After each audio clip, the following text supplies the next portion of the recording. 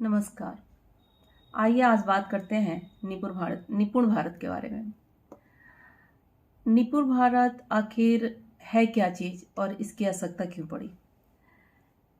निपुण भारत वास्तव में एक वह प्लेटफॉर्म है जहाँ पे NEP 2020 जब बना तो उसको पूर्णता प्रदान करने के लिए निपुण भारत की स्थापना की गई। और निपुण भारत अपने आप में एक ऐसा महत्वाकांक्षी योजना है जो हमारी जो नई शिक्षा नीति है उसको कहीं न कहीं पूर्णता प्रदान करने के लिए और उसको अपने लक्ष्य तक पहुंचाने के लिए एक बहुत ही महत्वाकांक्षी योजना है। तो आइए जानते हैं कि ये निपुण है क्या चीज़। निपुण 5 लेटर से बना हुआ है, NIPUN। तो इन 500 लेटर का अपने आप में एक बृहद अर्थ है। National initiative for proficiency in reading with understanding and numeracy. अर्थात कहने का तात्पर्य है कि संख्यात्मक ज्ञान के साथ पठन में निपुणता के लिए राष्ट्रीय पहल। इसका हिंदी अर्थ इस प्रकार हम जान पाएंगे। और ये एक NEP 2020 जब बना तो उसके परिप्रेक्ष्य में कि ये NEP 2020 जब तक लागू नहीं हो जाता है पूरी तरह से, जब तक हमारी पाठ्यचर्याएं बहुत बृहद रूप है उसका और उसे हम बहुत अच्छी तरह से तैयारी नहीं कर पाते हैं, तब तक निपुण भारत इस योजना को उसके लक्ष्य तक पहुंचाने का काम करेगा। और इसका मुख्य उद्देश्य क्या है, इसके बारे में हम लोग पहले जानेंगे।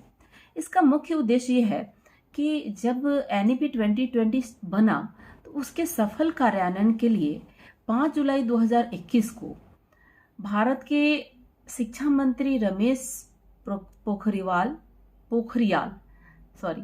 पोखरियाल निशंक के अध्यक्षता में इसकी शुरुआत की गई।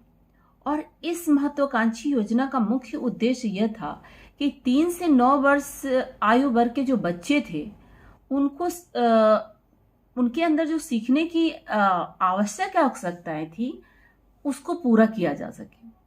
और इसके लिए एक समय सीमा को बांधा गया, जिस समय सीमा को रखा गया कि इस योजना को, इस FLN योजना को यानी फंडामेंटल लिटरेसी एंड न्यूमरेसी को हम 2026 से 27 तक पूरा कर लेंगे। इस लक्ष्य को वहां तक निर्धारित किया गया।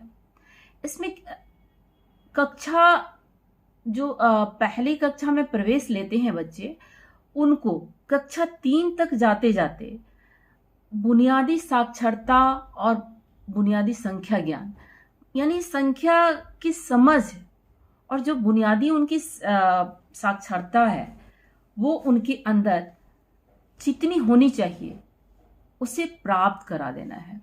क्योंकि जब ये उनकी जो आवश्यकताएं हैं, जो आवश्यक आवश्यकता है पठन के लिए, वो कहीं ना कहीं अधूरा रह जा रहा था। और जब ये पूरा नहीं हो पा रहा था तो कहीं ना कहीं बच्चों में छीजन की समस्या आ रही थी और बच्चे पिछड़ रहे थे। तो एक वार्षिक सर्वे देखा गया जिसे हम लोग कहते हैं annual status of education report. तो इसके निष्कर्ष के अनुसार लगातार कई वर्षों से प्राथमिक शिक्षा प्राप्त कर रहे बच्चों का सर्वे जब हुआ तो देखा गया कि जो बच्चे अपनी प्राथमिक शिक्षा को प्राप्त कर रहे हैं वो कहीं ना कहीं अपनी जो योग्यता है पठन के साथ समझ और बुनियादी अंकगणितीय समझ, इसमें पिछड़े हुए हैं। वो समझ ही नहीं पाते हैं, जो हमारे शिक्षा के क्षेत्र के लिए बहुत ही दयनीय स्थिति थी। तो इसके क्रियान्वयन के लिए एक लक्ष्य रखा गया कि 2026-27 तक हम निपुण भारत के साथ मिलकर और इस काम को जी जान लगा के करेंगे और लक्ष्य को प्राप्त कर लेंगे। ये एक बहुत बड़ा लक्ष्य है और जब छोटे छोटे कदम बढ़ेंगे तो हम बड़े लक्ष्य को प्राप्त कर ही पाएंगे।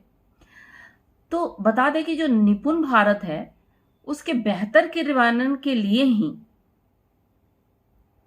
हम साथ चल रहे हैं, और ये अभी 2022 में पूरी तरह से अपने रफ्तार में है।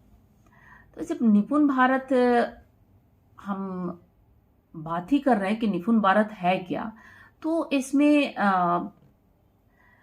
ये देखा गया कि निपुण भारत को एक योजना के रूप में हम कहाँ कहाँ कैसे कैसे लागू करेंगे।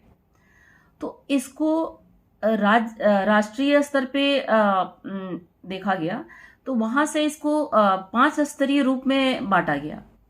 जैसे राज्य स्तर पे, केंद्र शासित प्रदेश भी उसमें है, फिर जिला स्तर पे, फिर ब्लॉक स्तर पे, फिर विद्यालय स्तर पे, यहाँ पे इनको इम्प्लीमेंट किया गया, ताकि ये ऊपर से आते आते जहां इसका जड़ है वहां तक हम पहुंच पाए।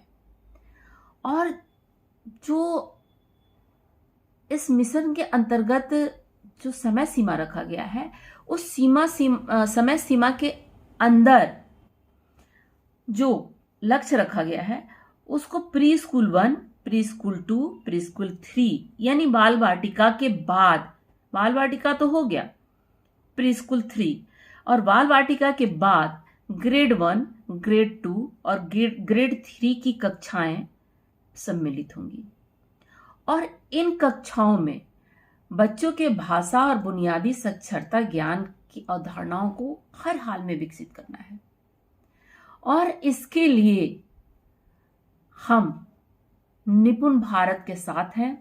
और इसके पहले 100 डेज रीडिंग कैंपेन भी निपुण भारत का ही हिस्सा था, और वो चल रहा है। बहुत लोग अपने विद्यालय में इसे चला रहे हैं और बहुत जगह ये अभी भी चल रहा है। कई लोग निश्चित समय सीमा पर शुरू कर दिए, कुछ लोग पीछे से शुरू किए हैं, लेकिन ये 100 डेज रीडिंग कैंपेन चल रहा है।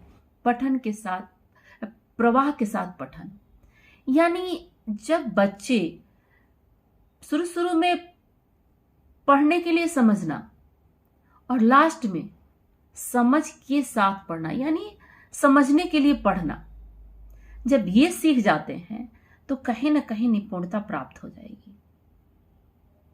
और हमारा लक्ष्य रखा गया कि कम से कम कक्षा 1 में पढ़ने वाला बच्चा 30 से 40, 45 शब्द अगर 1 मिनट में पढ़ लेता है तो वो निपुणता प्राप्त कर पाएगा। आगे भी हम इस पे चर्चा करेंगे। थोड़ी सी ब्रेक लेते हैं, आगे हम शुरू करते हैं। अभी हम बात कर रहे थे कि निपुण भारत को 5 स्तरीय योजना के रूप में लागू किया गया, और वो 5 स्तरीय योजनाएं का क्या कार्य है और वो किस प्रकार से काम करती हैं, इस पे अब हम चर्चा करेंगे एक एक करके। पहले राष्ट्रीय स्तर पे हम बात कर लेते हैं कि राष्ट्रीय स्तर पे किस तरह से ये योजना काम करती है। राष्ट्रीय स्तर पे इसका संचालन एनसीईआरटी स्कूल शिक्षा साक्षरता विभाग द्वारा किया जाता है। इसके अंतर्गत बच्चों के लर्निंग गैप्स को देखा जाता है कि क्यों लर्निंग गैप्स आ रहे हैं, और लर्निंग असेसमेंट किया जाता है। फिर लर्निंग स्ट्रेटजी तैयार की जाती है, डॉक्यूमेंट्स बनाया जाता है, लर्निंग मैट्रिक्स बनाए जाते हैं और इस पे कार्य किए जाते हैं। ये राष्ट्रीय स्तर पे इस प्रकार से काम किए जाते हैं। फिर आते हैं हम लोग राज्य स्तर पे कि राज्य स्तर पे किस प्रकार और कौन कौन लोग काम करते हैं। राज्य स्तर पे हम देख पा रहे हैं कि इसमें राज्य स्तर के जो स्कूल शिक्षा विभाग है वो ज़्यादा जिम्मेदार होता है, और वो उनकी पूरी जिम्मेदारी होती है कि इसकी किस प्रकार से योजनाएं बनाई जाए और ये किस प्रकार से लागू किए जा सकते हैं। School state of repairing committee का गठन किया जाता है, और इसकी कार्यान्वयन की पूरी महती जिम्मेदारी होती है जो सेक्रेटरी हेड होते हैं उनकी। तो राज्य स्तर पे इस प्रकार से जो राज्य स्तर के सेक्रेटरी हेड होते हैं वो पूरी तरह से इसके जिम्मेदार होते हैं, और फिर वो जिला को अपनी जिम्मेदारी बताते हैं कि किस तरह से जिला अपना कार्य करेगा। फिर जिला स्तर पे ये कार्य किस तरह से करता है, इसको हम एक बार एक झलक और देख लेते हैं।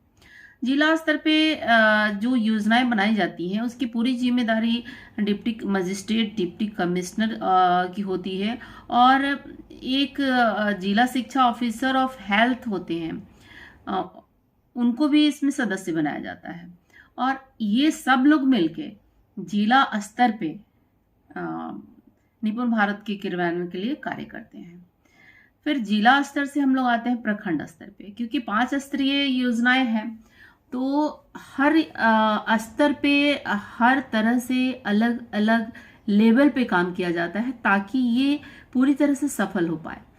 तो जब प्रखंड स्तर पे आते हैं तो वहां पे देखते हैं कि ब्लॉक एजुकेशन जो ऑफिसर होते हैं वो इसकी पूरे जिम्मेदार होते हैं, और यहाँ पे जो इनकी देख रेख और जांच की जिम्मेदारी होती है वो ब्लॉक एजुकेशन ऑफिसर करते हैं, और जो बीआरपीज होते हैं वो इसकी देख रेख करते हैं, और ताकि ये सही से काम कर रहा है कि नहीं कर रहा है, और जो योजनाएं चल रही हैं वो अपने दिशा में है कि नहीं।